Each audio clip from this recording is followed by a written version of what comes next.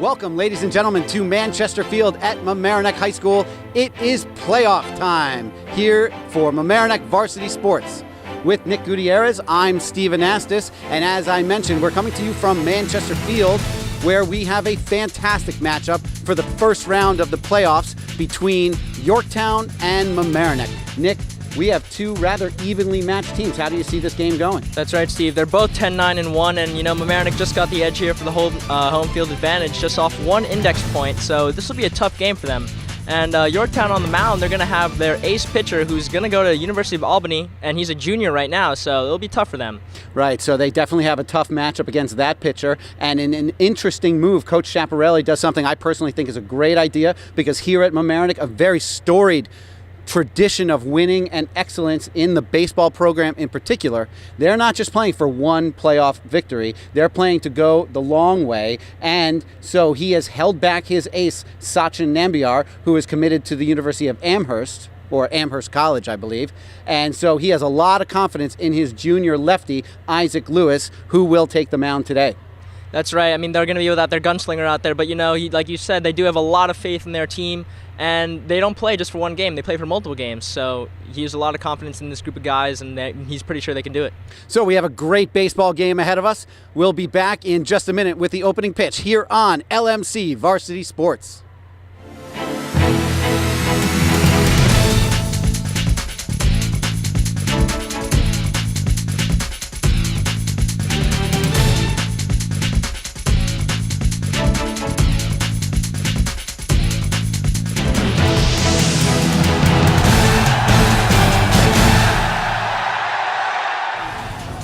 So here we are for the opening pitch of the first full round of postseason baseball in Section 1.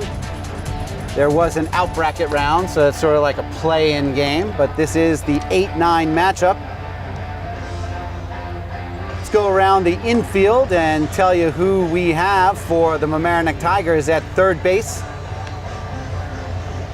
Batting eighth is Max McLaughlin. He's a junior. At shortstop, a freshman call-up here for the last game of the regular season, and now here for the postseason is number 23, Ryan McIntyre. He'll be batting leadoff. At second base, number 21, Michael Campbell. He'll be batting ninth. He is a junior. At first base, number 44, Graham Hoyland. He is a senior. The DH batting fifth will be Drew Antonelli, number 24. Left field is Bobby Cox, a senior, number 10. The center fielder is number 32, Ethan Renner. And the right fielder, number 29, Michael DeVito, also a junior. Behind the plate is number 55, Max Bone. He is a senior. And towing the rubber here for the Tigers today is junior Isaac Lewis, number 12, the lefty. As we mentioned in the pregame, he will get the ball today, and the Amherst commit, senior Sachin Nambiar, will watch from the bench and hope that the Tigers can pull out the victory today, so that he is queued up to pitch against the number one team in the state, R.C. Ketchum. Nick? This is fantastic today here, Steve. With Sachin on the bench, you can really see what Isaac Lewis can do here. And, Coach Chaparelli has faith in him, and so do the guys here in the outfield, and also his players on base. So it's going to be a good one today. Batting leadoff today for the Yorktown Huskers is number 6, James Halstead. He'll be playing left field for Yorktown. And the first pitch is a strike down the pipe. 0-1 to the batter.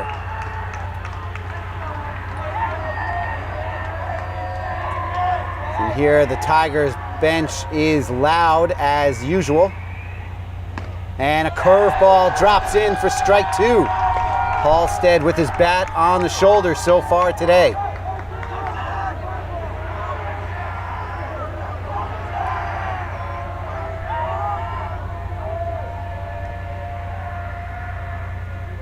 High fastball, 1-2 count. Waiting on deck for Yorktown is the shortstop, Nick Farda, number 2. Lewis still ahead in the count. We'll see what he has here. The curveball stays a little high, and it evens the count at 2-2. Lewis being a little aggressive here early. Just have to be calm to start this game. Halstead with the first swing of the game, and he whips right through it. Strikeout for Lewis as the ball goes around the horn. 1 down for the Tigers. Nice fastball there by Lewis. Gonna want more of those, especially now since he had some sporadic pitches there. Lewis with a wide array of pitches. As Farda hits a grounder, short hopped by McLaughlin, throws over to Hoyland, and we have 2 outs here in the top of the first. Lewis throws a 2-seam and a 4-seam fastball. He has a changeup and a curve, and he sometimes uses the cutter. You can see Coach Schiaparelli redirecting his outfield as the designated hitter, Luan Bibaraj, comes to the plate.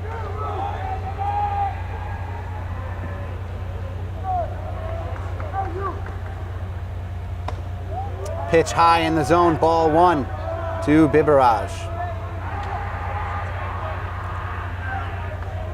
Mamaroneck with a long and storied history of baseball excellence through the 30-plus years that Coach Michael Schiaparelli has been at the helm. Curveball drops in nicely for a strike, 1-1. State championships in 2008, 2009. They went back-to-back with a few major leaguers on that team, or minor leaguers, I guess, professional baseball players, as Bibaraj fouls that one straight back. They also won in 2015 though as well, Steve. That's right, they also won in 2015. Sachin Nambiar's older brother, Kumar Nambiar, now pitching at Yale. And a wide array of Division I players on that team. They had 19 straight league titles come to an end last year. And he swings and misses. Max Bone goes inside, throws to Hoyland for the 3rd out of the inning. 3 up, 3 down for the Tigers. And Mamaroneck will come to the plate as we switch to the bottom half of the first here on LMC Varsity Sports. So in the bottom of the first inning, we have the freshman call-up, Ryan McIntyre, batting leadoff. Had a great season for the JV roster as he takes ball 1 high and outside. Just want to see him compose himself here. From Anthony Fusco. Second pitch, low and inside around the knees, ball 2, 2-0. It's good to hear the Mamaroneck bench supporting the call up here. It's good to see good camaraderie going on. Strike over the plate. Strike 1, still a hitter's count at 2-1.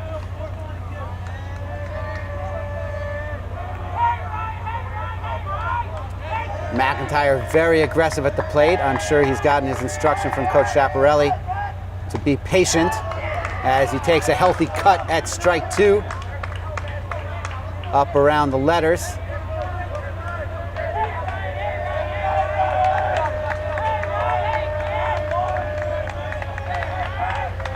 Two and 2 count, and the pitch, and a swing and a miss. McIntyre goes down swinging. So going around the infield for Yorktown, Tyler McDonnell at third base. The shortstop you saw in the top of the first, Nick Farda. The second baseman is Nick Campanero, as Michael DeVito fouls the first one straight back. The first baseman for Yorktown is number 17, John Kintish. The left fielder is James Halstead. high fastball, ball 1. The center fielder is number 16, Nicholas Moratos. And the right fielder is Matthew Wilson. As DeVito takes another ball, 2-1. Behind the plate for Yorktown is Tyler Pugliese. DeVito gets handcuffed on that fastball, fouls it straight back again.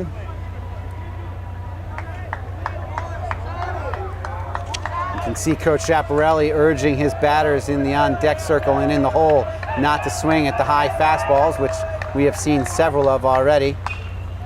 Good job by DeVito fighting that one off. It's interesting how we have a lefty-lefty matchup here on the mound now. Yes, 2 southpaws.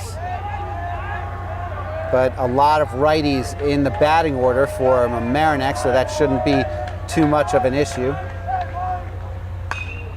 Fouls that one up towards the press box.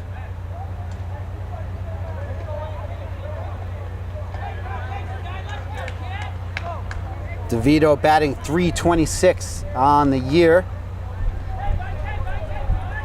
with 10 RBIs and 5 doubles and a triple.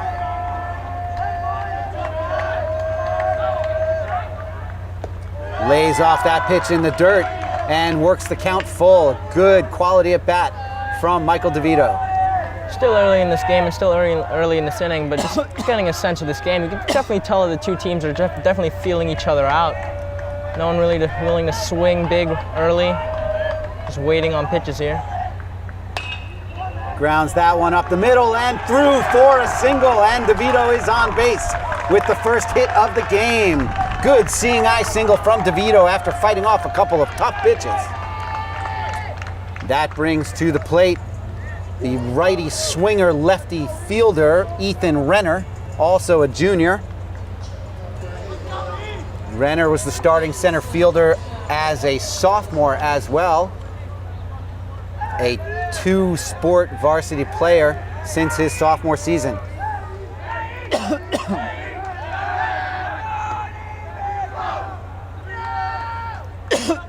Fusco decides to throw over to first base and keep DeVito honest.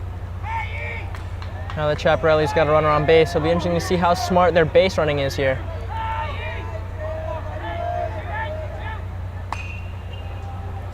Renner fouls that one straight back. DeVito with 8 stolen bases on the season leads the team in that category.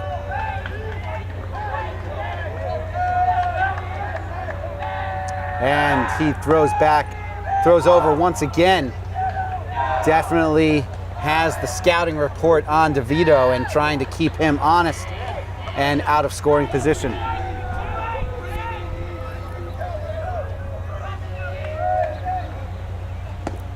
Swing and a miss from Renner.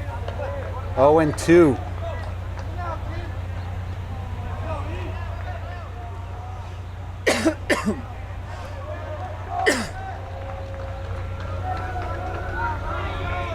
And he throws over once again.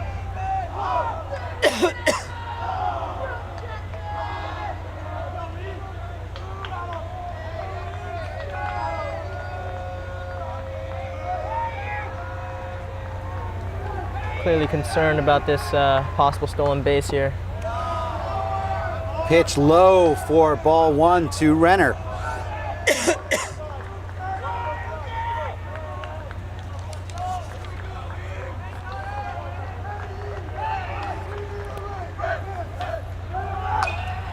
DeVito was on the move on that pitch, and Renner fouls that one straight back.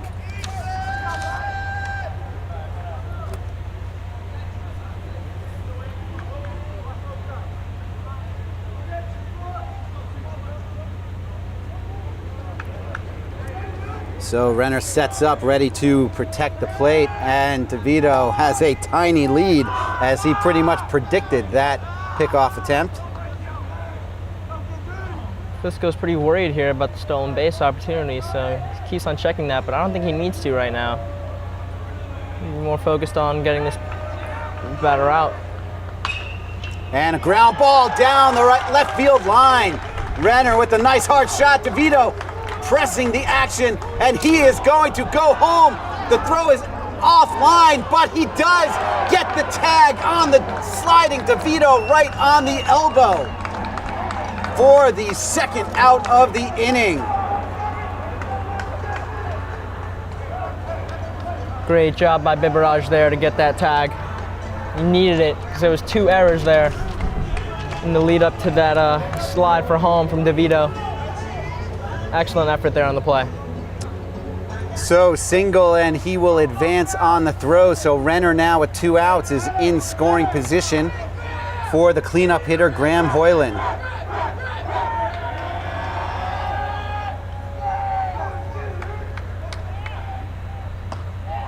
Curveball high for ball 1.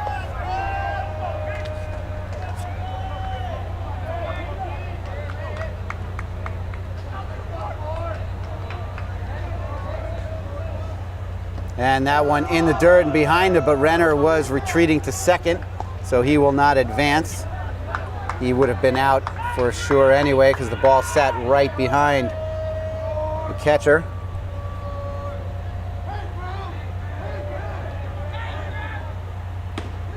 Pitch outside for a ball.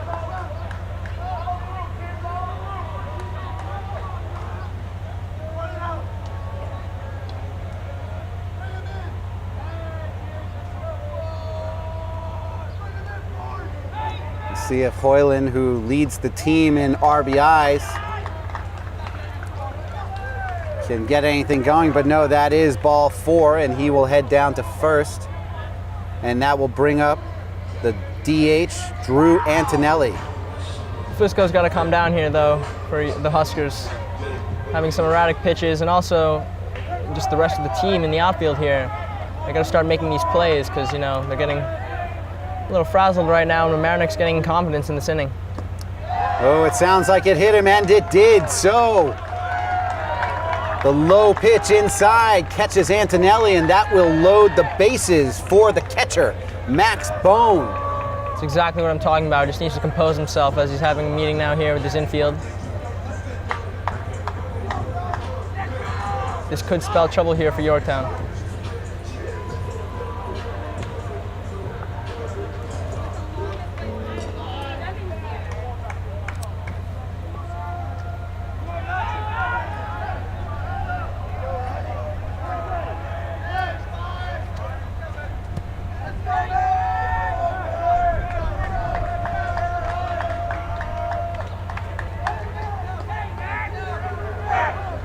None of the runners being held on, so they are taking healthy leads as the first pitch is a ball.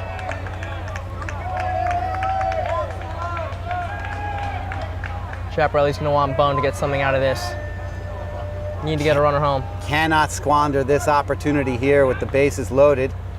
And a strike on the outside corner.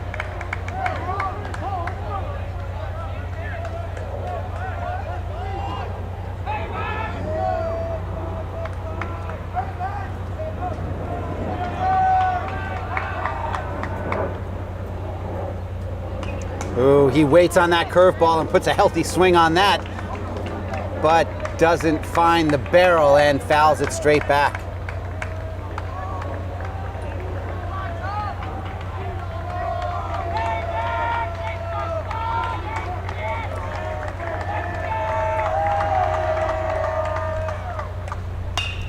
Fouls that one off, stays alive. 0-2 still the count. Sorry, 1-2.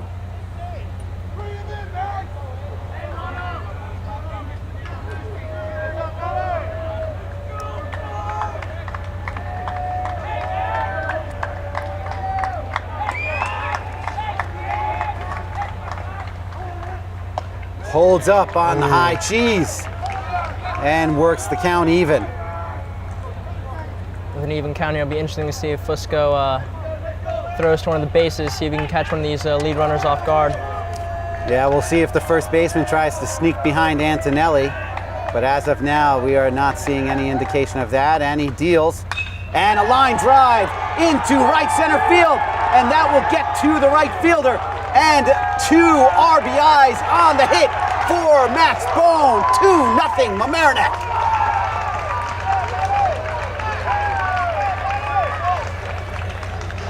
Great piece of 2-out hitting by the senior catcher. That was a great cut there by Bone. He waited on it, did everything right. Keeps us alive here with 2 outs here for the Tigers, so that's fantastic from Bone. Wilson did a great job in right field getting to that ball to cut it off, but didn't have the chance to stop Antonelli from getting to third base. So I wouldn't be surprised to see Max Bone try and take second here with his speed as the left fielder, big hitting Bobby Cox, steps to the plate and sees a first pitch high, ball 1.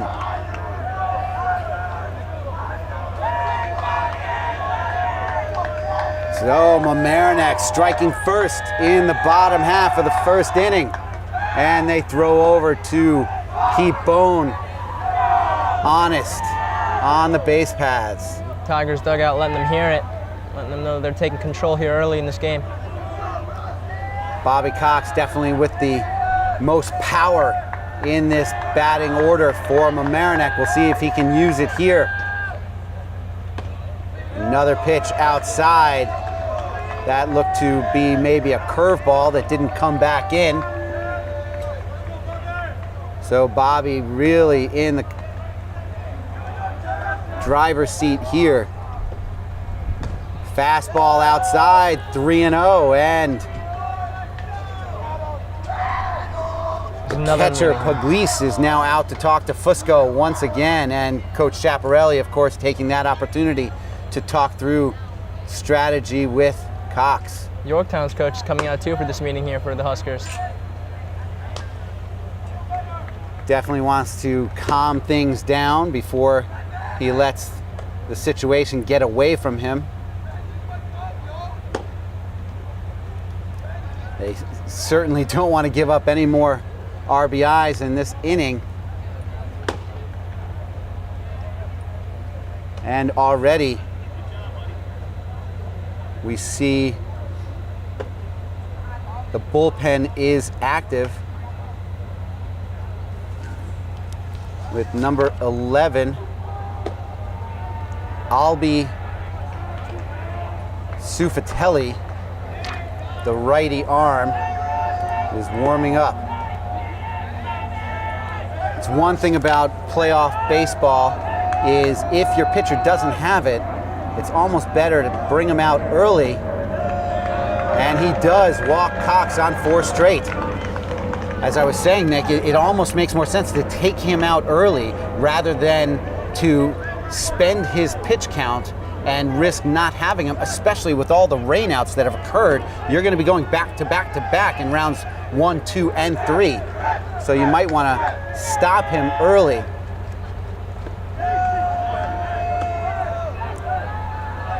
As Max McLaughlin takes a pitch in the dirt for ball 1. Yeah, getting back to your point there, Steve, you're right. I mean, Fusco, hasn't been throwing that well early in this game, and I wouldn't be surprised if maybe next inning or if this inning gets out of hand, this inning, Sufatelli comes out on the mound. He's up at 35 pitches now. He can pitch tomorrow if he stops soon, but 35 pitches in the first inning. He may not even get to the 5th inning and be done basically for the entire 3 rounds if they are to advance. Good ground ball in the hole for McLaughlin.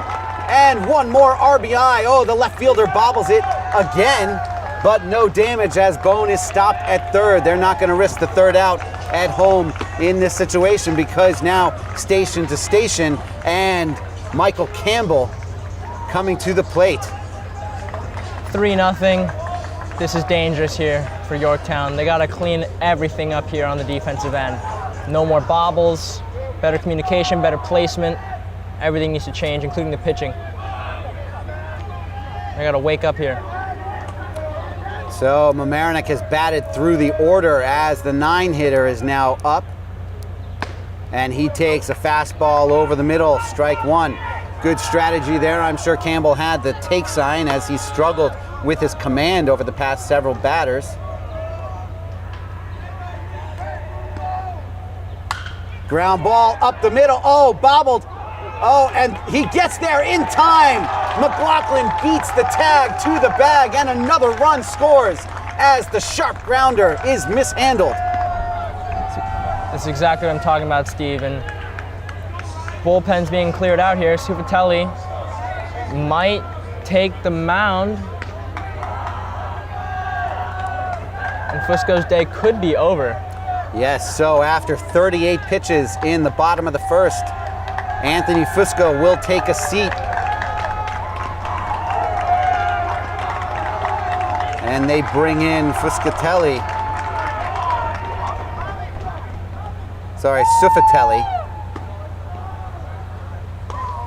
Though it's still only the first inning, Steve, the damage might be done already for this Yorktown team. They're low on confidence, bobbling balls, placement isn't right, and Mamaroneck's flying high right now. So we'll take a look at this pitcher warming up and be back in just a minute on LMC Varsity Sports. So Albi Sufatelli is now in relief of Fusco, and the leadoff hitter Ryan McIntyre takes a good cut at strike one, fouls it straight back. Bases are still loaded for Mamaroneck with 2 outs. All of this damage coming with 2 outs. Fusco's been moved to first here too. Oh, there you go, okay. And he fouls the second pitch back.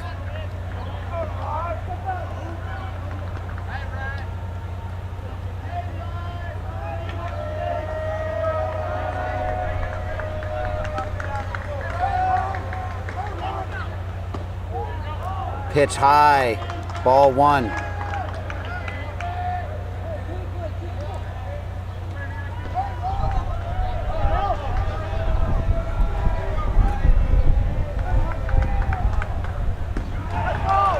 And he looks at strike 3, and that will do it here in the first. So after 1 inning in the books, it is Mamaroneck 4, Yorktown 0. We'll be back in just a moment.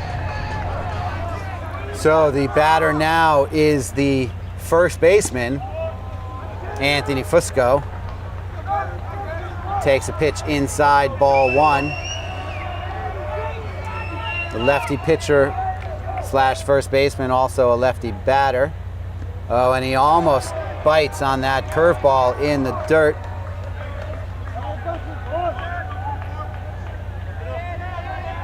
Hopefully that long bottom half of the inning didn't take any toll on Lewis as he deals a strike on the outside half of the plate.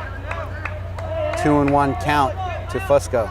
Speaking about toll on Lewis here, Steve, he did have an arm issue last year. Right. Beautiful curveball gets him chasing, swinging right over it, 2-2. Yes, he did have some arm trouble, but it does seem that he's been all the way recovered from that now. They've been working him back in nicely. He's gaining confidence. Ooh, and that pitch a little too far inside. And it hits him, so Fusco will go down to first base. One thing Coach Schiaparelli does like to do is pitch inside to batters that are crowding the plate, as they have trouble getting around on that. And Fusco was looking like he was pretty close to home, so not surprised to see the call on the inside pitch. Unfortunately, Lewis unable to keep it from riding in on him and catching him in the belly. Yep, just a little too close there from Lewis. Fly ball, Campbell is on it, calls it, backs up and settles under it nicely for the first out of the inning as McDonald goes down in 1 pitch.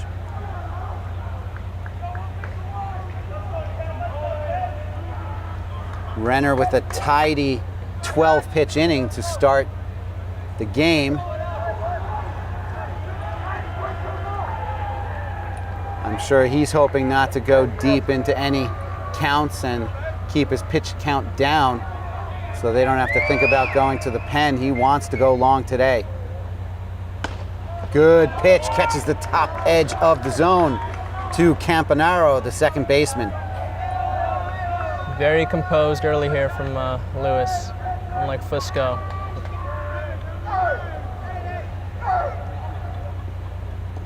Pitch in the dirt, blocked nicely by Bone. Evens the count 1-1. Great crowd here at Manchester Field. It's playoff time here, and the Mamaroneck fans know it, and they come out in force.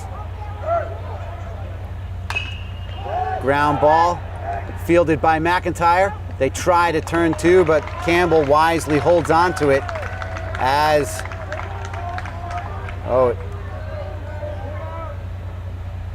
I'm not sure if that's Campanaro or a substitute. His jersey number is number 10. I have him in the guide as number 6. I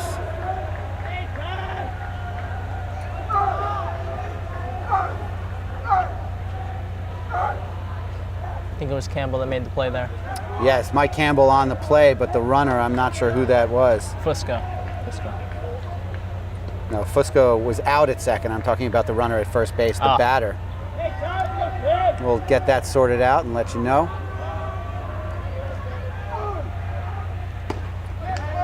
Nice fastball for a strike as number 17, the catcher Pugliese.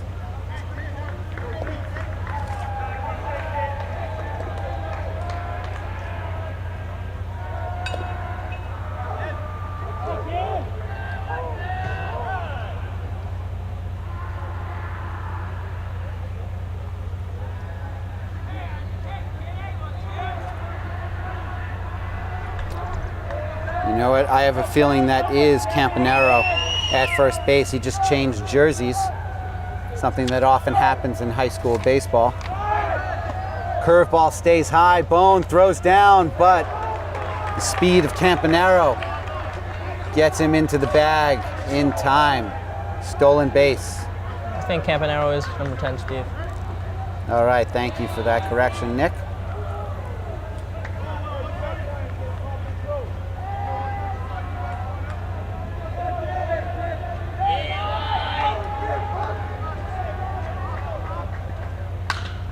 Oh, nice play by Lewis, and he steps and throws to Hoyland to end the inning on the comebacker from Tyler Pugliese. So no damage in the top of the second after hitting Fusco. Lewis handles it well, and they are down in the second. We'll be back in just a moment on LMC Varsity Sports. After batting through the order in the bottom of the first, Ryan McIntyre got 2 at-bats.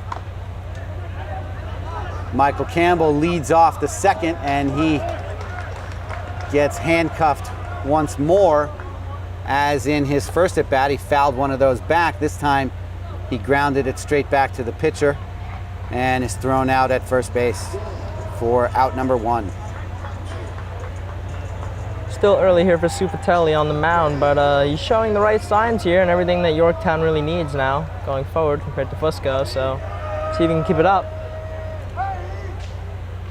Renner sees a pitch over his head for ball 1.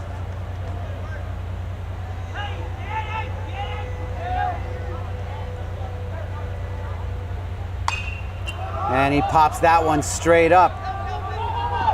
And the second baseman, Campanaro, calls everyone off and handles that pop fly for 2 outs.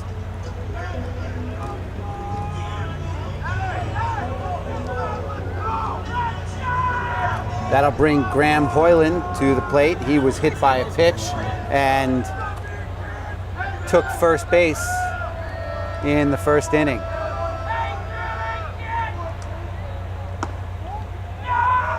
Curveball misses for ball 1.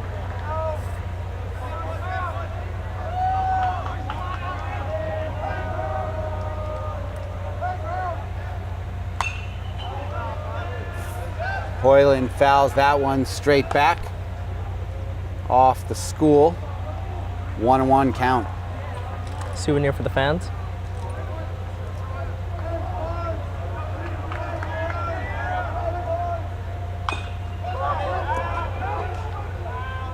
Fouled that one off his foot, so he knew he didn't have to go anywhere, and the ump called it correctly. Nick, it's 4-0 now in the second inning. Of course, there are 2 outs, but you know that Chaparelli wants to keep his foot on the gas and try and put this out of reach early. That is right, Steve. Chaparelli will not. Oh.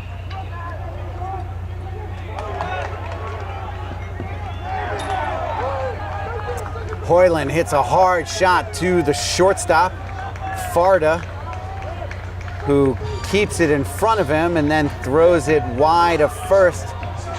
It hits the fence, so Hoyland will get second on the errant throw. Getting back to what I was saying here, but yeah, Chaparelli will not take his foot off the gas. You're right. He's going to want to end it very, very quickly and very soon, hopefully. Granted, you can't get the 10-run mercy till the 5th inning, but he'll want to put this game out of reach real fast. And the advantage there as well is if he is able to put it out of reach, he might even consider taking Lewis out. So he's got him there in the bullpen for a Tuesday or Wednesday game. Right, right. It's a good thing about having a deep bullpen, knowing that your starter's on the bench right now. Line drive foul as Antonelli just a little bit ahead of that one. Good swing. He's only thrown 35 pitches so far. So Lewis, I'm sorry, 25 pitches so far. So Lewis could be available tomorrow or the next day, depending on how things go. But let's not get ahead of ourselves. It still is only 4-0. That is definitely a lead that Yorktown can come back on, although their coach did mention they are a team that relies heavily on their pitching.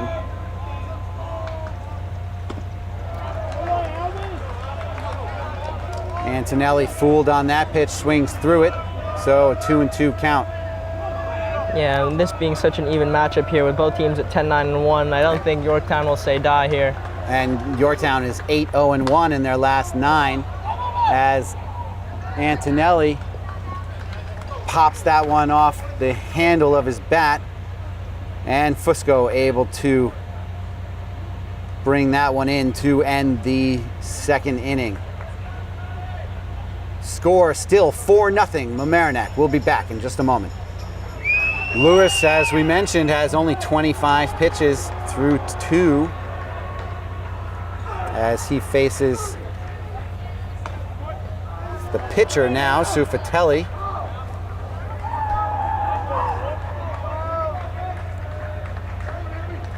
Takes a ball high, ball 1. Lines that one, McIntyre, misplays that ball. And he is safe at first.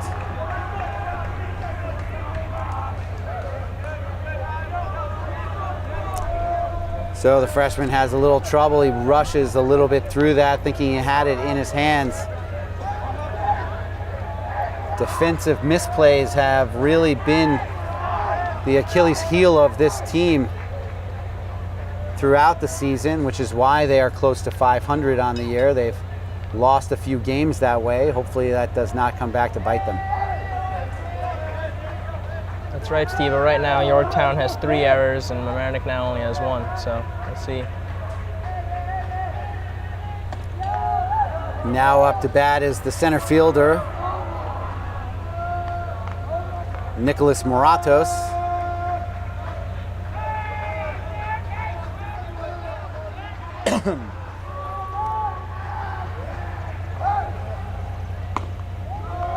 Pitch a little bit outside on that fastball, 2-0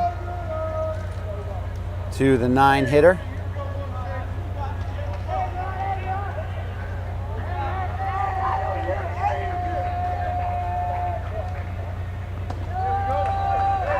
High for ball 3, 3-0, and Hoyland and Bone both going out to calm Lewis down and remind him that they are in control here, 4-0. They don't want to give any free bases to batters. And this is the right time to do it too. You only got a man on first. Don't got a man in scoring position, so right time to calm him down. See if we can get things going in.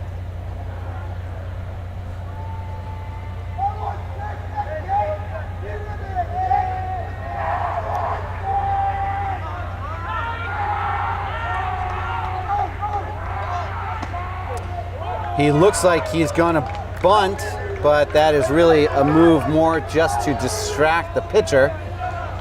Lewis fights right through it and pitches a high strike for strike one. 3-1 count. Oh, beautiful pitch on the outside corner. Strike two. And Lewis is fought back to a full count now. Let's see if we can close him out here. Swing and a miss. Great job of closing him out, as you mentioned. And that is the first out of the inning as they return to the top of the order, and the lefty, James Halstead. It's fantastic pitching here so far from Lewis. You know, like as I said earlier, had some arm issues, but he's come back and he's feeling strong and he's peaking at the right time here.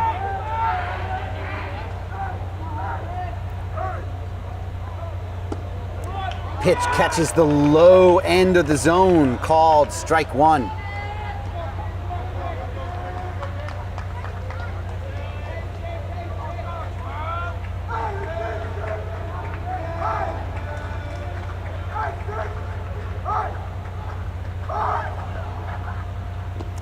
Curveball stays outside, so the count evens up.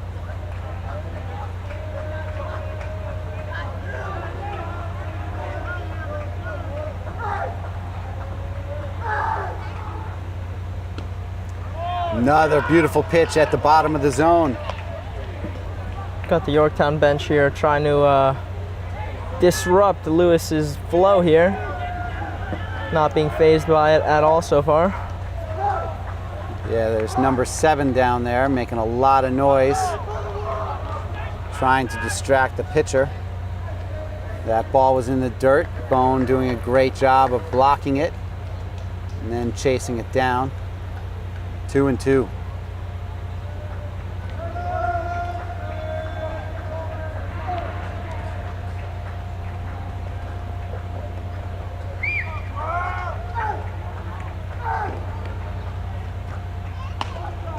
Fastball high, 3-2 count now to Halstead.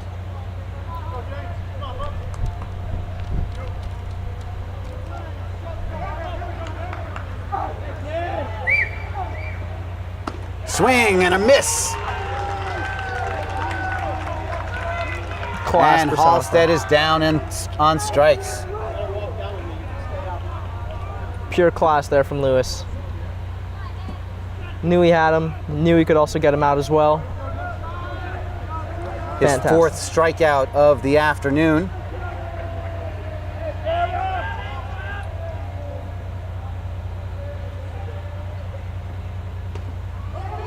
That pitch gets by Bone. And Sufatelli will take second base on the pass ball.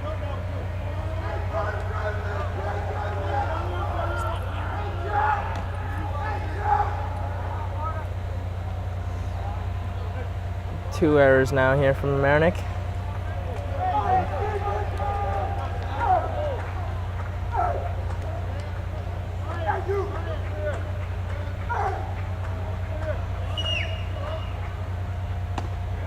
That pitch high for ball 2, 2-0 to the shortstop, Nick Farda. It's an interesting situation with the guy who's barking at Lewis. There just isn't a lot of noise in the stands for high school baseball. Line drive foul over the outstretched glove of McLaughlin. But as I was saying, Nick, you know, it becomes audible that you can hear his barks over anything else you hear because it's relatively quiet, even though the dugouts may be making some noise. the lack of constant chatter, number 7 is hoping is going to get in the head of Lewis. Fouls that one off, and it's now 2-2. Yeah, to your point about the atmosphere here, it's a playoff game. The home team's up 4-0, yet the supporters here of the Tigers not really getting as rowdy as both bullpens are. So and that's sort of the usual temperament of a baseball crowd. No matter how many people are here, you're not going to get that din of noise that you get at a major league game or even a minor league game. They're playing it like it right now. So good job by Campbell to stop that ball in the dirt, but Renner in center field was charging hard to make sure he backed up that play on the attempted pickoff of Cifatelli. 2-2 count to the batter, 2 outs here in the 3rd inning. Nick Gutierrez and Steven Astis bringing to you playoff baseball at Mamaroneck High School.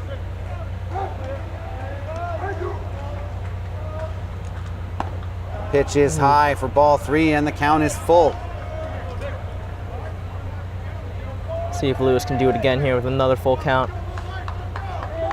So you might have Cifatelli on the move here. Timeout is called by the batter.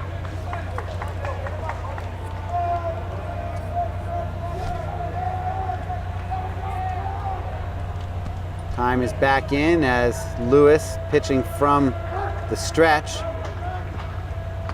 Swing and a miss at the curveball. And the deuce is in effect for Lewis. He is clean through 3, no hits on the board for Yorktown. We'll be back in just a moment with the bottom of the 3rd. Max Bone, who got things started in the bottom of the 1st, is now up here to lead off the 2nd as he had the line drive to right center field.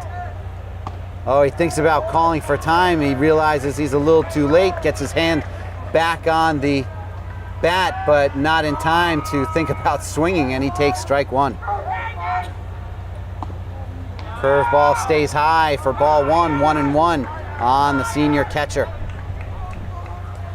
Bone has fought concussion issues over his high school career. Nice chopper. Texas Leaguer bounces over McDonald's outstretched glove. Oh, and the errant throw does not result in Bone taking second base as he gets a seeing eye single for his second hit of the game. Lucky was only a single there. This Yorktown defense is all over the place. Halstead has struggled with his play in left field as he had an error in left field and a couple of throwing miscues. Luckily for him, neither resulted in any true consequence. As Cifatelli tries to keep Bone anchored to first base with a nice pickoff move there. Bobby Cox sends a long fly ball to left field, but Halstead able to chase that one down as Cox goes to the warning track with the fly ball for the first out. Good at bat there for Cox. Good cut. Just unlucky there. Good play as well from the outfield of Yorktown. He has banged a home run off of the wall over the left field fence, and in batting practice has put a few on the roof as well. So he thought he may have had the first playoff home run for this 2018 Mamaroneck Tigers team. He barreled it up well, but just didn't get all of it. McLaughlin takes a ball low, 1-0 to the third baseman.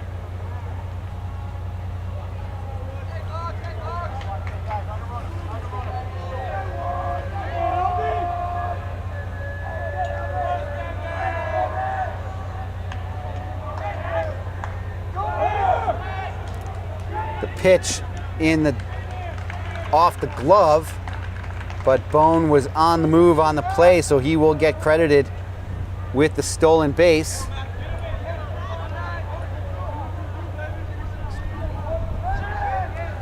As McLaughlin offered at that one, so it is a 1-1 count.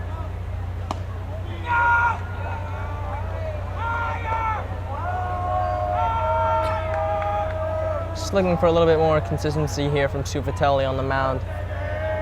Has to get something going here for the Yorktown Cornhuskers. That pitch off the plate, 3-1.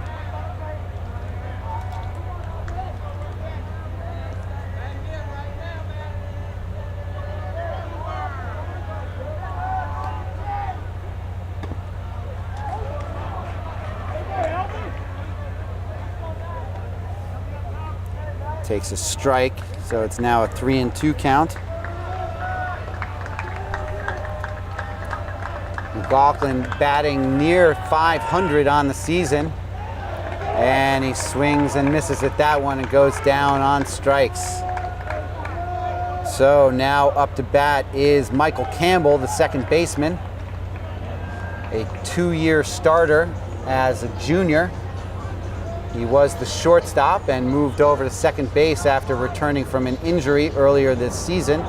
Max McLaughlin stepped in nicely for him at shortstop and moved over to third base as they brought the freshman McIntyre up. Campbell takes strike one.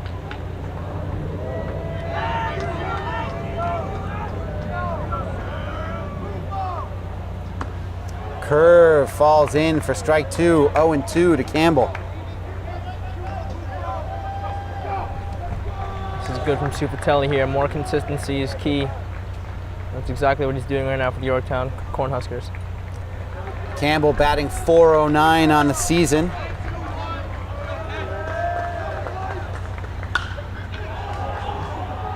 Hits a long fly ball. Is that a home run?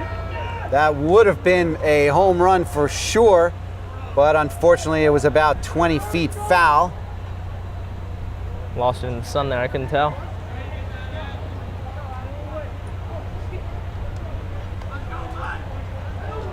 Good cut there from Campbell. It's not often that you have a 9-hitter batting over 400 on the season. That is how good this team is at the plate, as that ball was in the dirt and Bone was on the move. So he gets another stolen base. That's fantastic from Bone. And so now any sort of single will score Bone from third.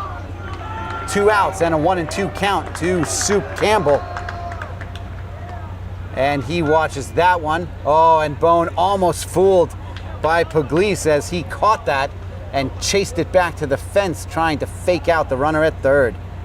2-2 count to Campbell.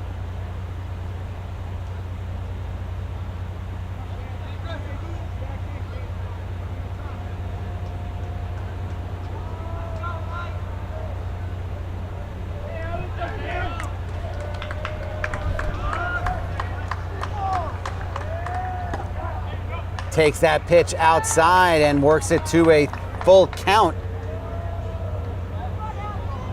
It's 302 down the left field line, 325 down the right field line, and 400 to straightaway center field. Campbell a little ahead of that one. Fouls it past Schiaparelli. So the count remains 3-2.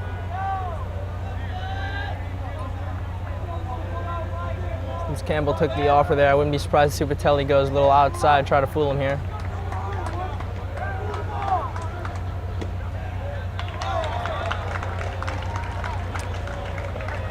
He gets the walk on ball 4, and Matt Marcus now will hit for Ryan McIntyre.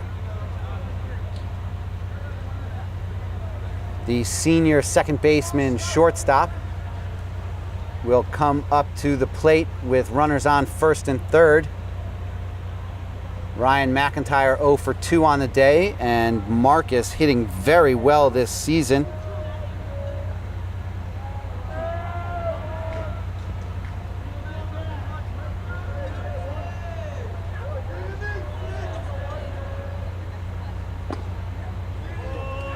Marcus batting .333 on the season. A reliable bat in Coach Schiaparelli's repertoire. Oh, and he did not realize that the pitcher was going to quick pitch him.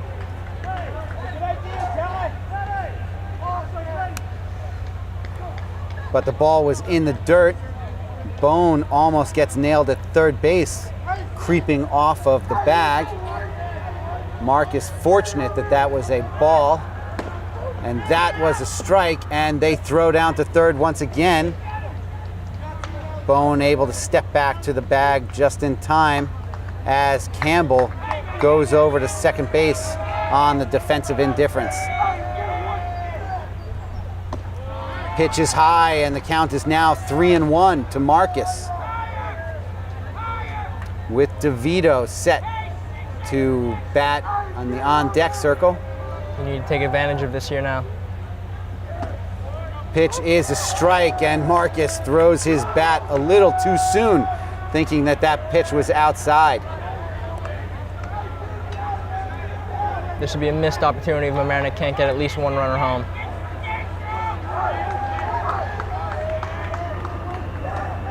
And that one is outside, and the bags are juiced for one of the best hitters in Mamaroneck's lineup. Mike Spidey DeVito now at the plate. Got the nickname all the way back in Little League because anytime a foul ball would get stuck up in the fencing, before anyone could even turn around, he would have climbed the fence and gotten that ball dislodged. DeVito takes a strike on the outside corner, 0-1. You know all these interesting factoids here, Steve. Well, with a sophomore baseball player in my family, I've known all these players for quite some time. Becomes a natural ability to gather information from everywhere around as a fan makes a nice catch and gets a polite round of applause from the fans. DeVito takes a strike on the outside corner, and Sufatelli able to get out of the bases loaded jam to end the inning with the bases loaded. We'll be back in just a moment.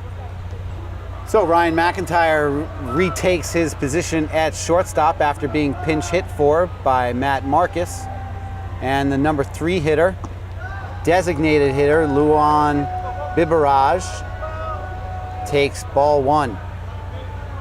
Bibaraj is 0 for 1. He struck out swinging and was thrown out at first base as the count now creeps to 2-0.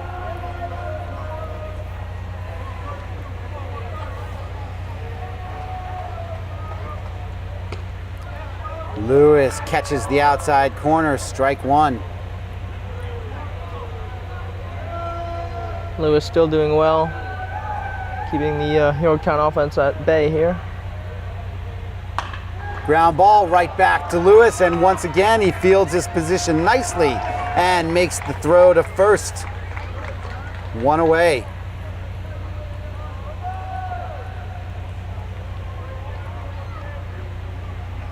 Now up to plate, up to bat, Anthony Fusco. Started the game as the pitcher and is now at first base. He was hit by a pitch in his first at bat. Curveball in the dirt. Thinks about it, but does not swing. 1-0.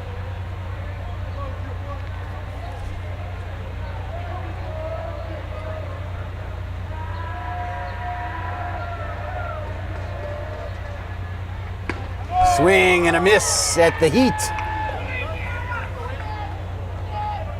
Beautiful fastball from Isaac Lewis there. Lewis has all the batters dancing in his palm right now. Oh, and once again, beautiful call by the umpire. He leaned right into that one. Lewis pointed it out, but the umpire was on top of it and makes him come back to the plate. So it's a ball on the pitch, and the Yorktown coach wants to have a quick discussion with the umpire. But he's not really getting anywhere with that call. You could see Fusco leaned right into that pitch. You have to make an attempt to get out of the way, and he did not do so there.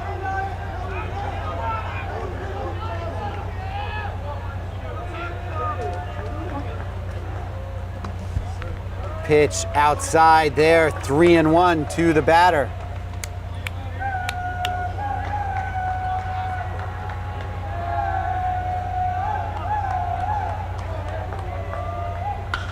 Line drive into center field, drops in for a single for Fusco.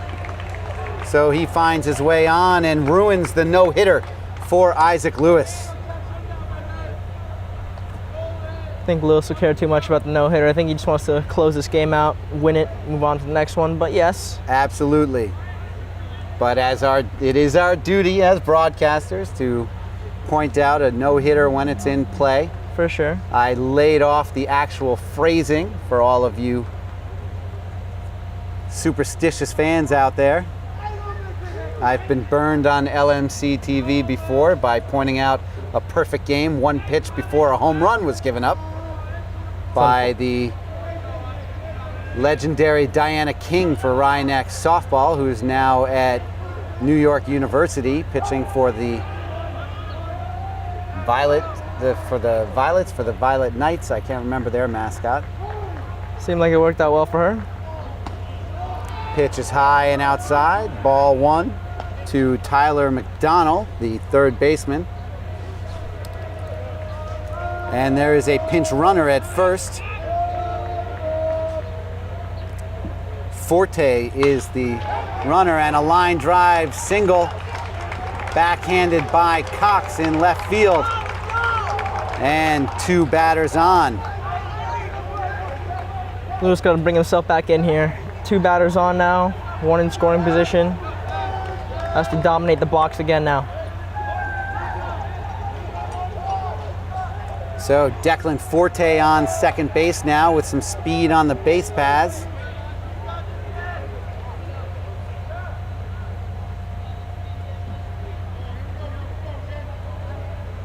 Lewis waiting for the sign being delivered to Bone. He gets it from the bench.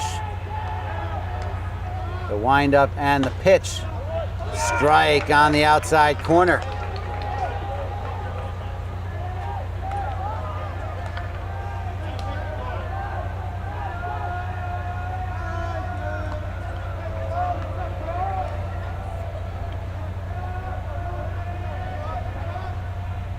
Curveball a little low, ball 1, 1-1.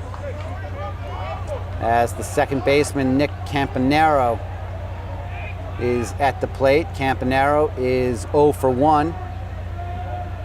He reached on a fielder's choice to the shortstop. They were unable to turn 2 on that play. Curveball catches the zone that time, and Campanaro was not ready for it. 1-2 is the count.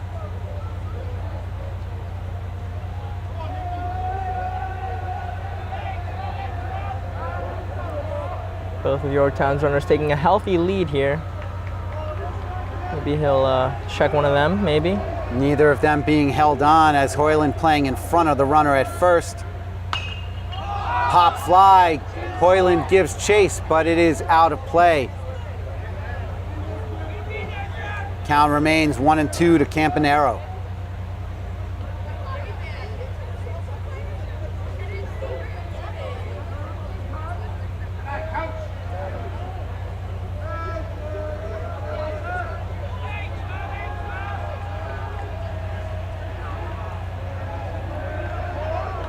Not surprisingly, the biggest crowd here for a Mamaroneck game, as Lewis strikes Campanaro out on the outside curveball. Bones squeezes it for the out, and there are 2 away with 2 runners on. Now up to bat is the 7-hitter, Tyler Pugliese, the catcher. Pugliese is 0 for 1. He grounded out on a sharp comebacker to Lewis. Swing and a miss at the fastball. Strike one. Lewis feeling it now. Seems to be getting stronger, Nick, as the game is going on. He's now 62 pitches in. The runners are going, and the ball is popped up and out of play, sending them back to their original bases. 0-2 is the count to Pugliese. Getting back to your point, Steve, yeah, he's been playing very well so far in this game, and Coach Chaparelli can't ask for anything more. I'd suspect that at this point he might leave him in for the duration. He has 125 pitches. He's halfway there now. Oh, he just gets a piece of that curveball to stay alive at 0-2. That way, if Lewis is able to go long and pitch a complete game, you preserve all your pitching, giving you lots of options. Chaparelli has called up freshman Joey Casper, who has a live arm, pitched very well for the JV roster this season, and also the big man Thomas Plunkett, who is a sophomore on the varsity basketball team, also was neck and neck with Casper for top honors as pitcher on the JV roster. So he has those two arms to add to a healthy bullpen of Joe Cohn and Joey Tantillo as Lewis looks the runner back at second base. Getting back to your point there, Steve, that's why this program's been so successful for over 30 years, and also with Chaparelli at the helm, they're doing everything right here. Fly ball goes into right field. DeVito corrals it. They will throw home, and the ball bounces off of Bone, and the first run is scored on the single to right field by Pugliese. DeVito with a nice throw, but he did not have a shot at the runner, rounding third and heading home the whole way. And McDonald will take third on the throw. So it's now runners on first and third with 2 outs, 4-1.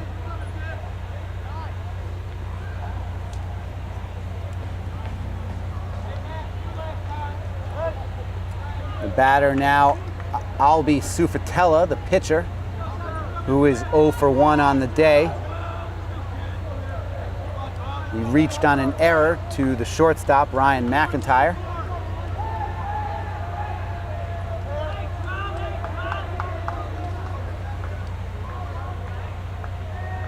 Lewis still from the stretch with runners on base. Curveball in for a strike, strike one. Isaac Lewis is pitching a beautiful game today. We'll see if he can close out this fourth inning. He has an 0-1 count with 2 outs as he throws over to keep Pugliese close to first.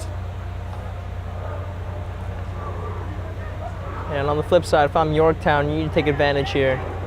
2 outs. Mamaroneck had a 2-out rally to go 4-0 up in the first, so looking to do the same and answer back.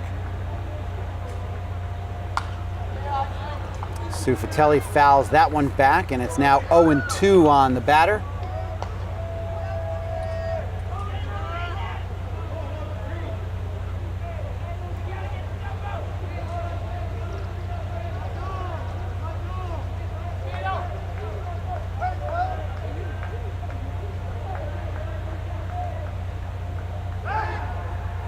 He fakes the throw to first, but he stepped off the rubber, so the fake is allowed.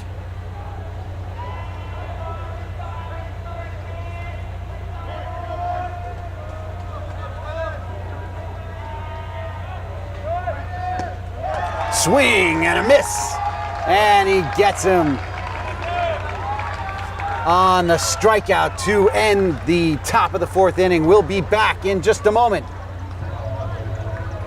here on LMC Varsity Sports. Sufatelli with the pitch. Renner thinks about bunting, but does not offer. He pulled that back on the inside curveball. It'll be ball one. due up in this inning is Renner, Hoyland, and Antonelli. Renner takes strike one on the outside corner. He is 1 for 2 on the day. He singled to left field in his first at bat and then popped out to the second baseman.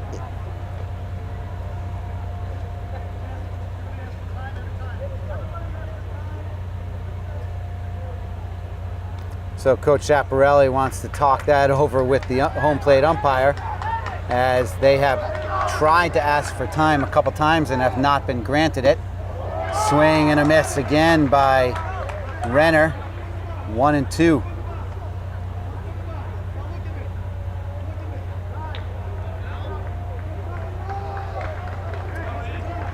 Schiaparelli deliberate with his instruction to Renner. Sufatelli has quick pitched a few batters here, and Schiaparelli does not want them to be off their timing, so he is making sure to point out how things should go in the batter's box for the Tigers. Up in the bullpen is Joey Tantillo warming up. Oh, and a strike on the outside corner is the call. Strikeout for Renner, and Hoyland now comes to the plate.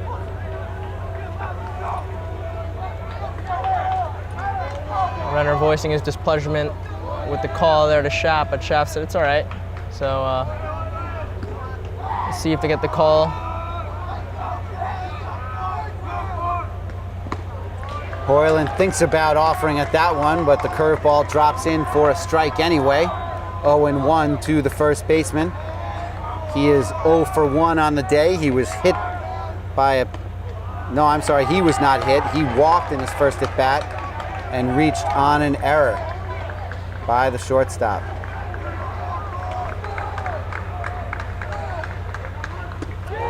Swing and a miss on the 0-2 count, and he goes down on strikes. So it's 2 outs now, and Drew Antonelli is the batter. Antonelli 0 for 1 on the day. He hit a pop-up to the first baseman in his second at bat, and he was the batter that was hit by a pitch in his first at bat. Curveball misses for ball 1. So far, a clean inning here from Yorktown. Swing and a miss at an off-speed pitch there.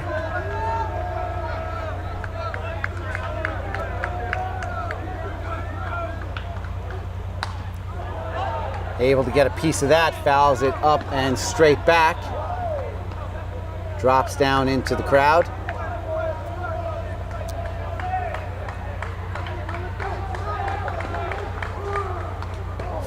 Fouls that one off. Good job fighting off a good pitch from Sufatelli to stay alive at 1-2. So we'll see if the Tigers have another 2-out rally in them. It's got to start with Antonelli. Pitch is outside, ball 2, evens the count at 2-2. Max Bone on deck.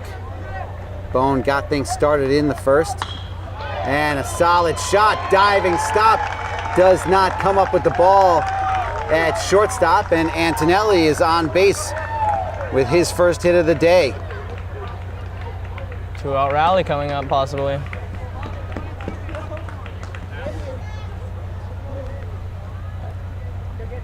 So now Sean Gassio comes in as a pinch runner for Antonelli. Put some speed on the base paths.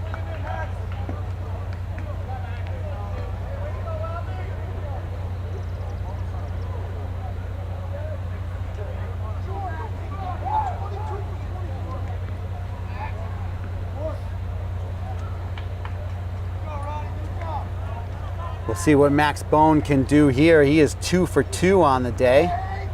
Singled to right field, get a couple RBIs in the first inning, and then singled to left field.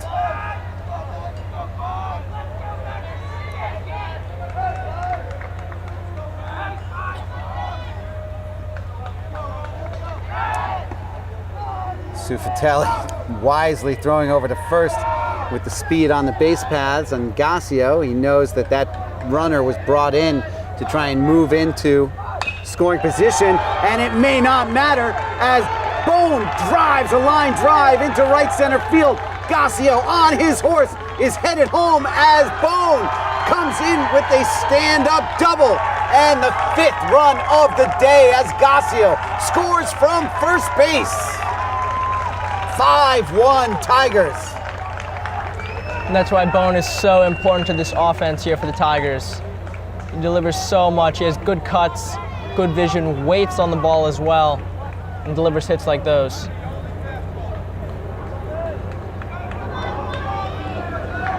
So the 2-out rally pays dividends as Antonelli with the nice shot past the shortstop.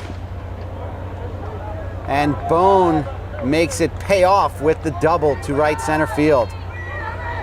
As Bobby Cox takes strike 1. Cox sees strike 2 inside. He thought that was off the plate. He walked in his first at bat and then flied out to deep left field in his second at bat.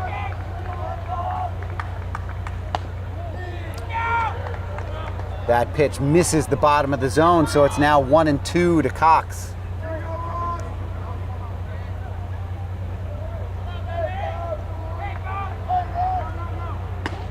And that pitch, he thought it was outside, but the ump thought differently. And that will end the 4th inning. So Mamaroneck gets 1 run on 2 hits. Yorktown will have Moratos, Halstead, and Farda up in the top of the 5th. We'll be back in just a moment. So Isaac Lewis will remain in at pitcher. We do have a defensive replacement as the junior Asher Tannenbaum is now in left field for the senior Bobby Cox. We'll see what Schiaparelli decides to do with the batting order, as that was the last batter of the 4th inning. We'll see if that comes back around before the end of the game. Lewis delivers the first pitch and a fly ball to Renner. Backs up nicely on it. Sees that one into his glove as Moratos flies out in 1 pitch for the first out of the inning. And with 4 innings gone, if I'm Schiaparelli, before I told my boys to take the field again, I would have told them to close this game out and do it now. Because you guys traded runs there, 1 run apiece in the 4th inning. You hit it right on the head, Nick, that they gave a little life to this Yorktown lineup. They don't want to let them up at all and give them any additional runs. They were able to get that run back, making it 5-1 in the 4th inning. They don't want Yorktown to be able to close this gap. Things could get away from them in the later innings. Pitch in the low part beneath the zone, ball 1.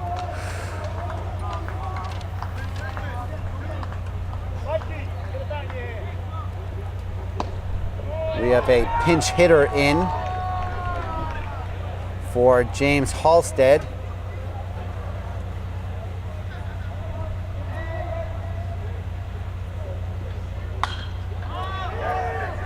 Fly ball could find the field. Oh, a gorgeous diving attempt by Michael Campbell, but he's unable to come up with it and is a little slow to get to his feet as he laid out fully for that pop fly, which dropped just out of his reach. Looks a little shaken up there on the play, but that was great effort there by Soup Campbell, though he didn't make the catch. So Alex Burke in for Halstead, James Halstead, on the 1-0 pitch. Hits the pop fly. DeVito playing a little deep there, unable to get to it, and Campbell giving it everything he had to try and come up with that. But Burke is held to a single.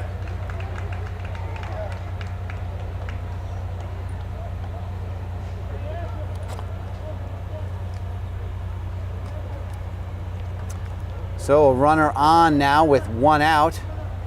And Nick Farda, the shortstop, is at the plate. Nick is 0 for 2 on the day. He grounded out to third base in the first and struck out swinging in the third.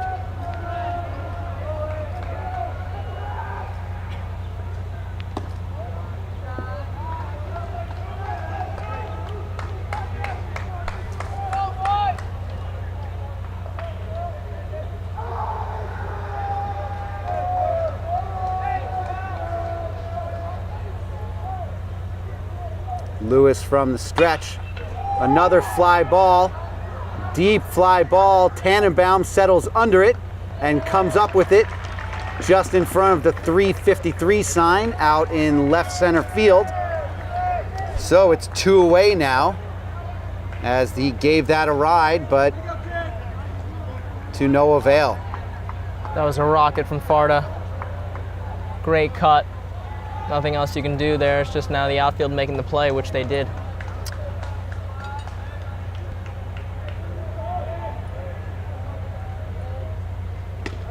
Curveball in for a strike to Biberaj. The designated hitter is 0 for 2 on the day. Struck out in the first and grounded out to the pitcher to end the third. Time is called by the batter. Shadow starting to creep onto the field here as it's just past 6 o'clock on Monday, the 21st of May. First round action here at Mamaroneck High School. Beautiful pitch there from Lewis. 0-2 on the count.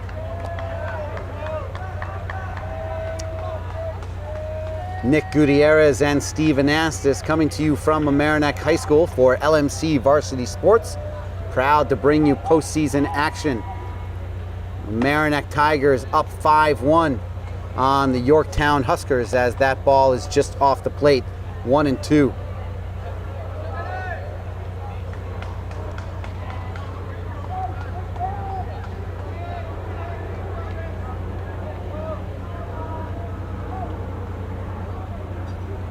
Lewis throws over to first, but Burke was close to the bag. Kept him honest. Good change of pace there from Lewis.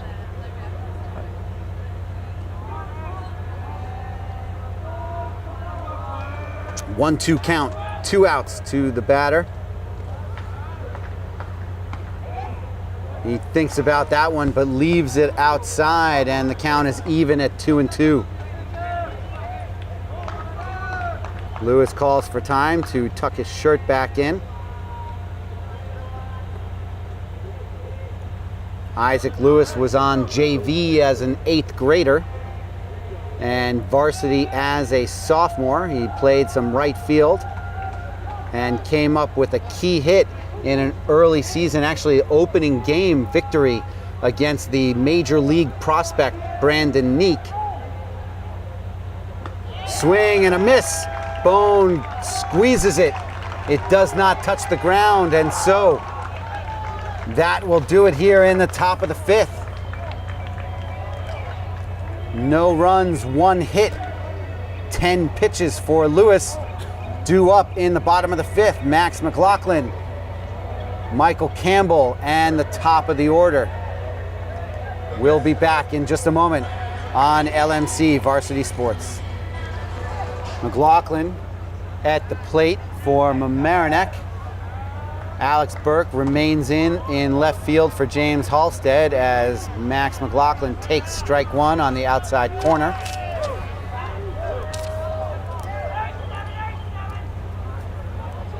The field umpire asking the pitcher to make sure his jersey is tucked in. Campbell in the on-deck circle for the Tigers. Pitch hits the bottom of the zone, 0-2 to McLaughlin.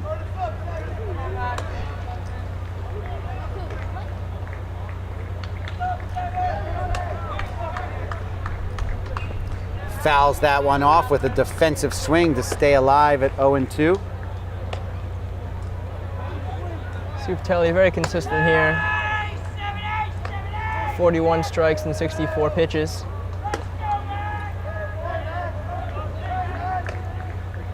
Swing at a ball in the dirt. McLaughlin running down to first, and Fusco squeezes it for out number 1.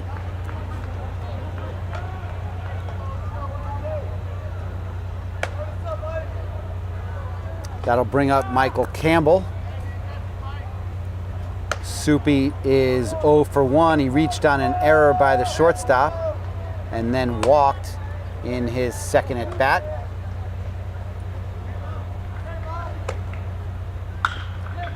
Ground ball to third base. Takes a crow hop and throws it over to Fusco for the out. So just 5 pitches into the 5th inning. Sufatelli has 2 outs.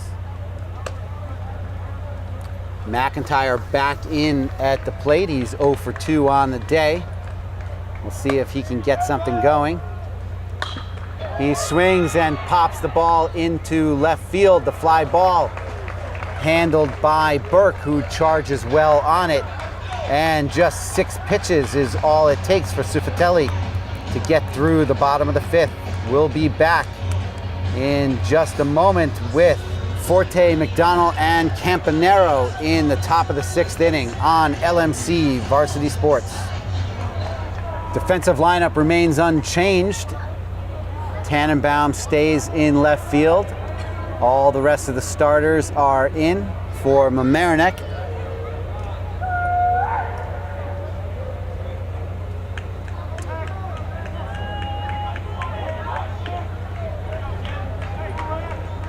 As Anthony Fusco is back in at the plate. And Isaac Lewis is still on the mound, 78 pitches in, as Fusco takes a big hack at strike 1. It wouldn't surprise me if Lewis finishes out this game. He's played very well, calming presence in there on the mound. Beautiful fastball in for strike 2, 0-2 to the batter. Yes, Nick, I would agree. I think he's going to go the distance here. Unless things get away from him. He's 80 pitches in and humming along very well.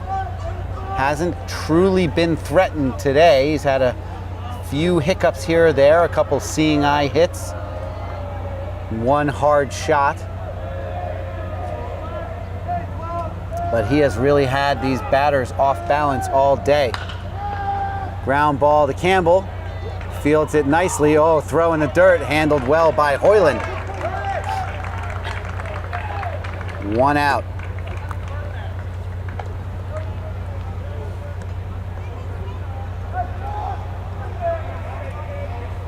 This field in great condition here today. The grounds crew has done a fantastic job preparing it for the playoffs. The grass is green, the dirt is brown. Isaac Lewis with a 55-foot pitch on that one for ball 1. The batter's box, which gets a lot of play with many different teams playing here. Nice try from McIntyre, but the hard ground ball gets past him. And we have a runner on first base in McDonald.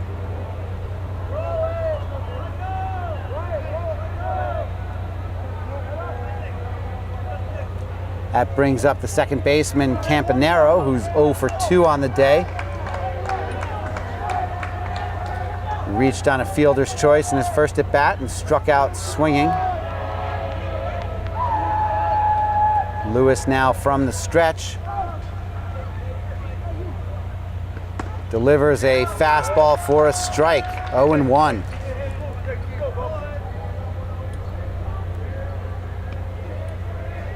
Lewis now 5 outs away from victory.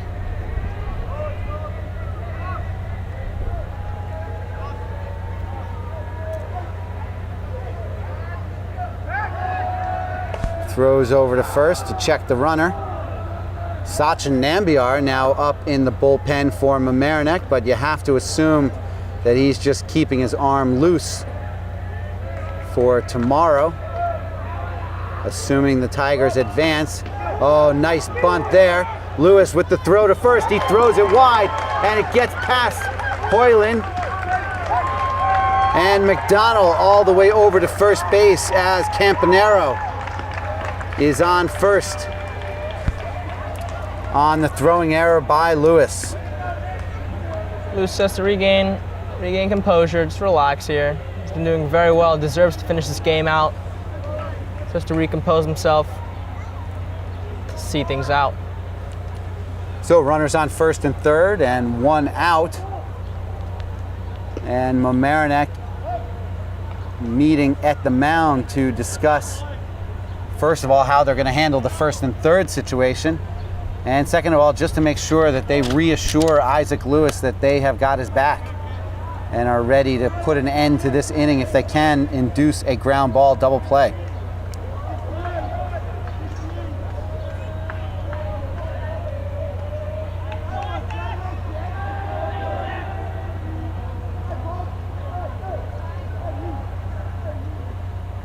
Pitch in the dirt, scooped well by Bone. 1-0 to Pugliese. Tyler Pugliese, the 7th batter, is 1 for 2 on the day. Grounded out hard to Lewis in his first at bat, and then had a line drive single to right field as Schiaparelli is now coming out to talk to Lewis and his infield.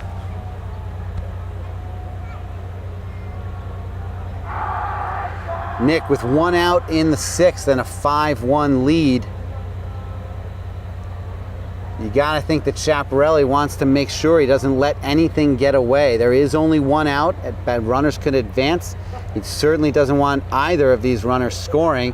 Both of them scoring would really create a problem, because then he might have to pull Lewis out, and then it becomes a question of, does he think about going to Nambiar? I mean, you're right, Steve. Like right now, Nambiar, he did come back here to the dugout. Thought he was actually going to get called up, but he didn't. Only came to quickly get something to stretch with. But yeah, you're right. I mean, Lewis needs to play well, finish this inning out in order to deserve to go this distance and finish this game. But if he doesn't, Nambiar will come up. Swing and a fly ball, foul out of play down the right field line. 1-1 is the count now on Pugliese.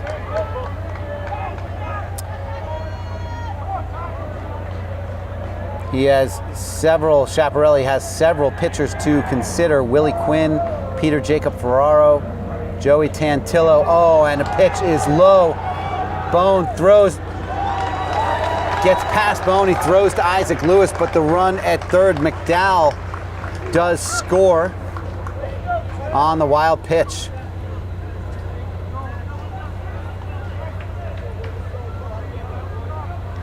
You need Lewis to find himself again here. You don't want Nambiar to come in and then waste some pitches, valuable pitches here on this game that should have already been put to bed.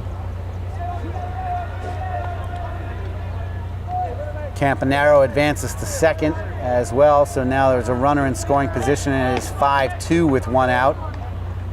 Curveball drops in nicely for a strike, filling up the count at 3-2, and now Nambiar is pitching in the bullpen.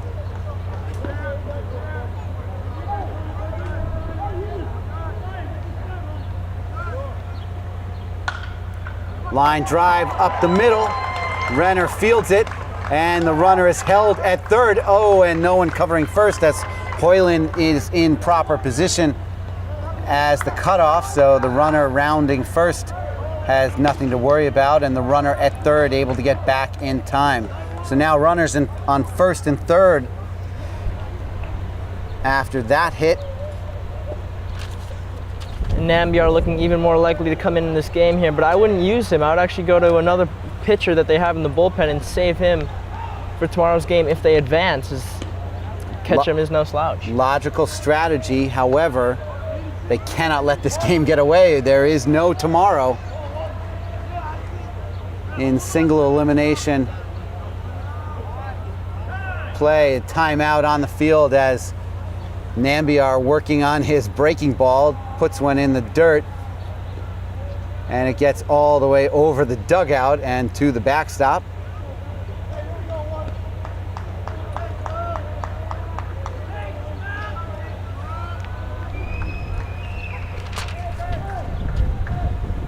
Lewis with the pitch. Another nice curveball in for strike one to Sifatelli.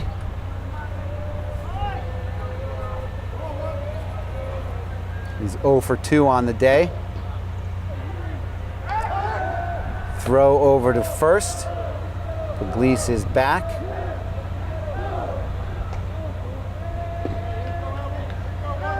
Albi Sifatelli, batting in the 8th spot, reached on an error and struck out swinging.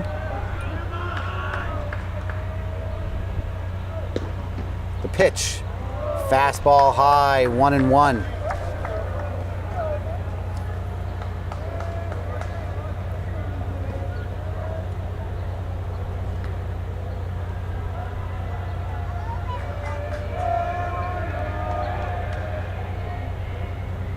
Curveball has him flailing as he swings and misses at that, 1-2. Things getting a little tense here at Manchester Field as Mamaroneck clings to a 5-2 lead with one away in the top of the 6th.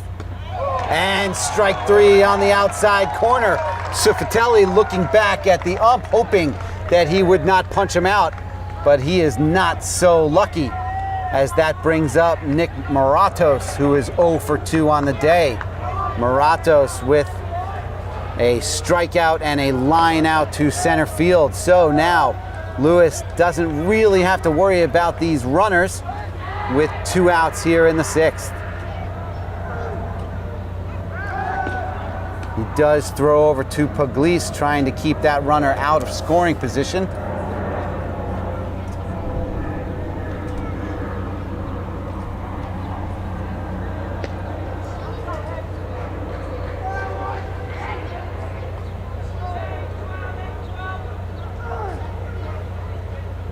The center fielder has his knees buckled by that curveball. 0-1 is the count.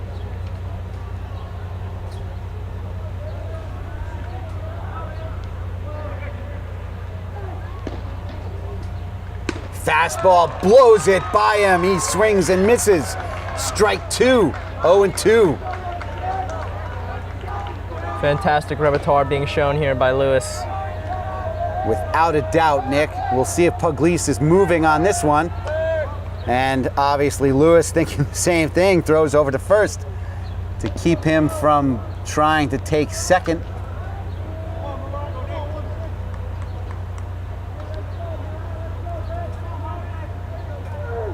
The pitch, curveball, misses just barely. 1-2 to Moratos.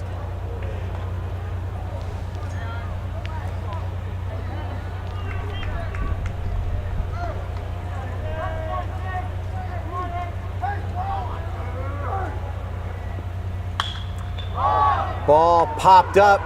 McIntyre settles under it, and he squeezes it for the 3rd out of the inning. So we are through the middle of the 6th. The score is 5-2. Due up for Mamaroneck. DeVito, Renner, and Hoyland will be back in just a minute on LMC Varsity Sports. So now at the plate, pinch hitting for Michael DeVito, who is 1 for 3 on the day, is senior Chris Watroba.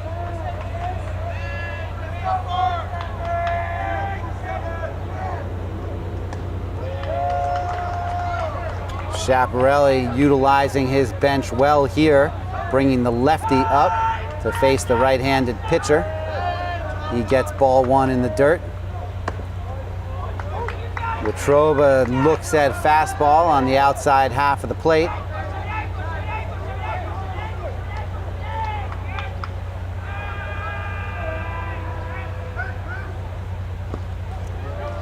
Wetruba swings at the pitch in the dirt, 1-2.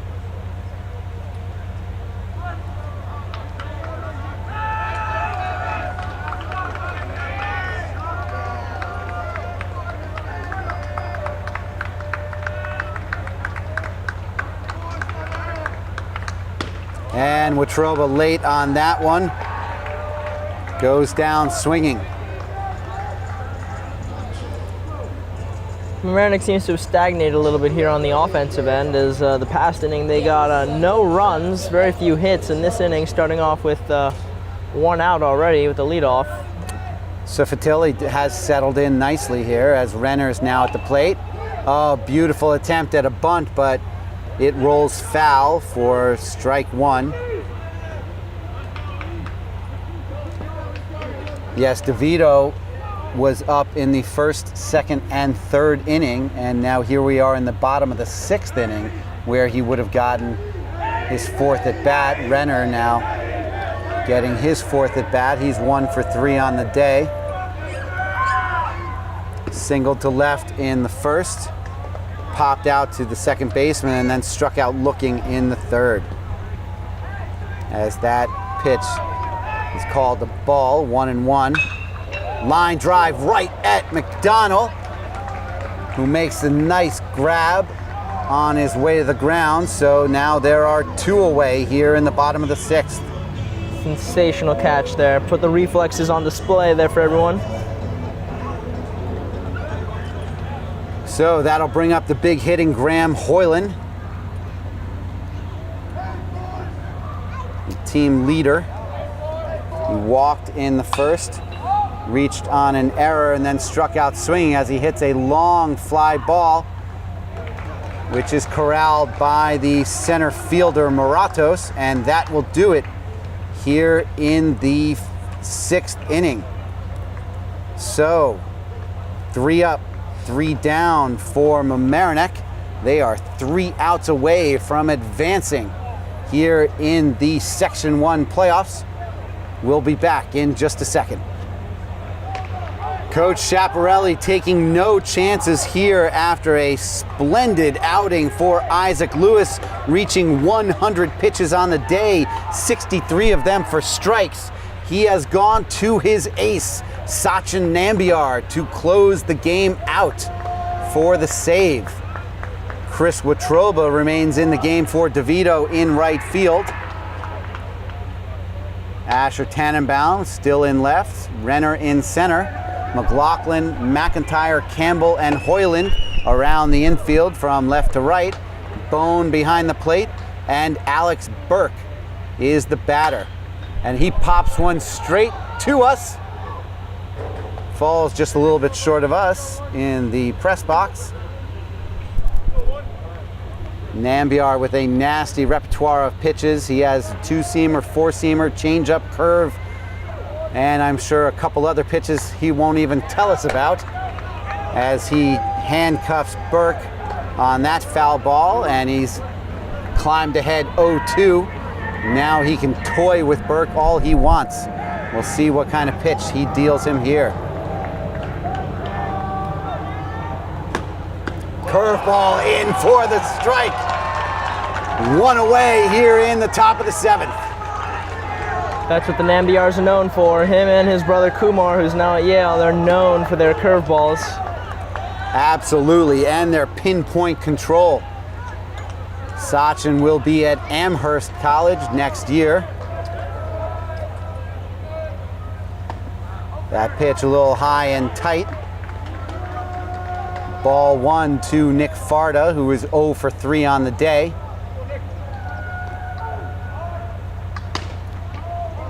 He brings the heat there. Again inside, up at the letters, 2-0.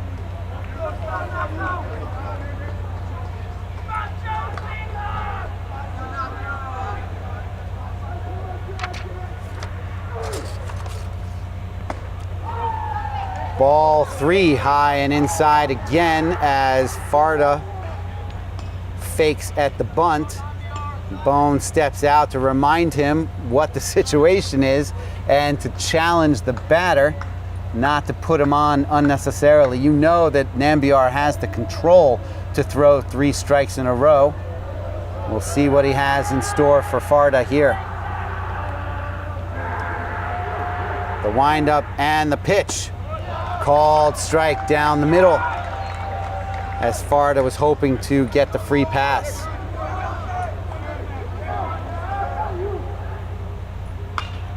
Fouled off, and it is now 3-2 to the batter. It's amazing how quickly Sachin can work himself out of a hole like that. Fantastic.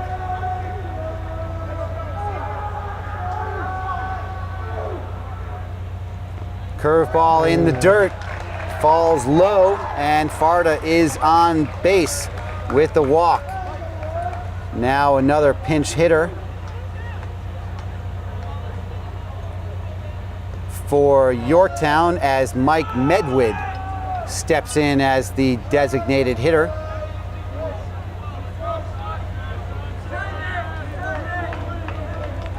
Anthony Fusco remains on deck for Yorktown.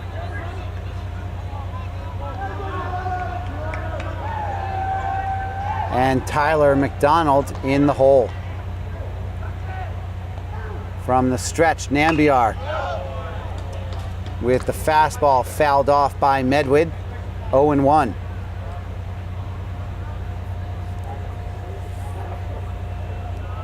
There's an eager sense of anticipation in the crowd with Nambiar on the mound. They can smell victory as he swings at that pitch. He pulls his bat back, trying to appear as if he had held up, but the home plate ump didn't even need to check with the field ump on that one. It is strike 2 to the batter. The 12th pitch of the inning for Nambiar, and he swings. No opportunity to run that drop third strike, as there was a runner on first base, and now there are 2 away.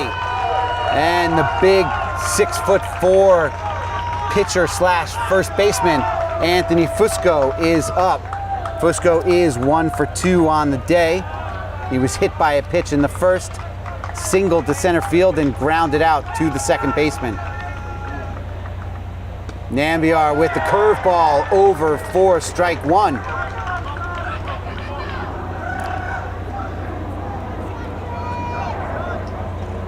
Every player is up in the Mamaroneck dugout. Swing and a miss. They could sense it now. 1 out away, 1 strike away, sorry. Nasty pitch by Nambiar, got him on the hands. He had no chance at that one. It's an 0-2 count.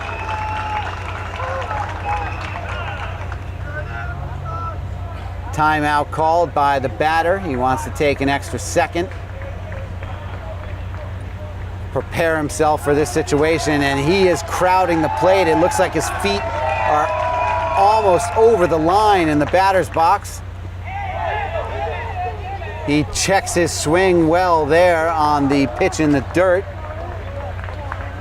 On the third out, however, there would have necessitated a throw down to first to end the game. So Nambiar now has thrown 15 pitches here in the top of the 7th.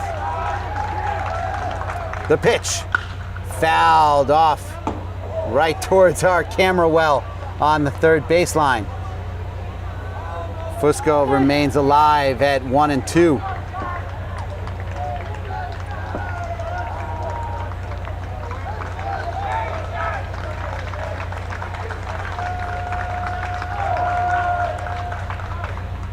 Pitch is high for ball 2, 2-2 to the batter. 2 balls, 2 strikes, 2 outs here in the top of the 7th. 5-2 lead for Mamaroneck. 1 runner on.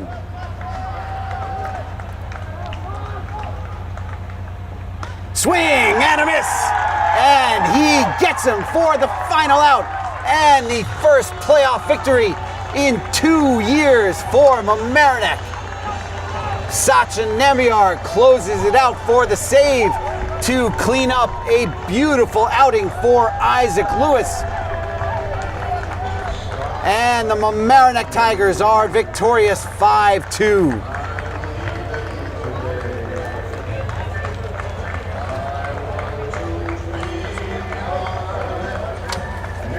A great outing here at Mamaroneck High School with Max Bone providing a lot of the power on the offensive end for Mamaroneck.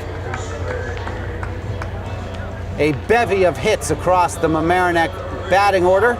We'll be back in just a minute with a post-game interview and our final comments of the day here on LMC Varsity Sports.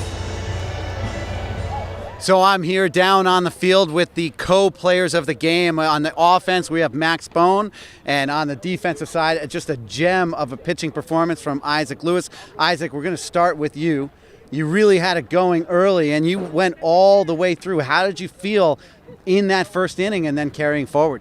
Well, the first inning is usually the hardest one, and sometimes I struggle with the first inning, but getting through the first one is important. And then my fastball had the velo the whole game. I never lost it, so it felt good.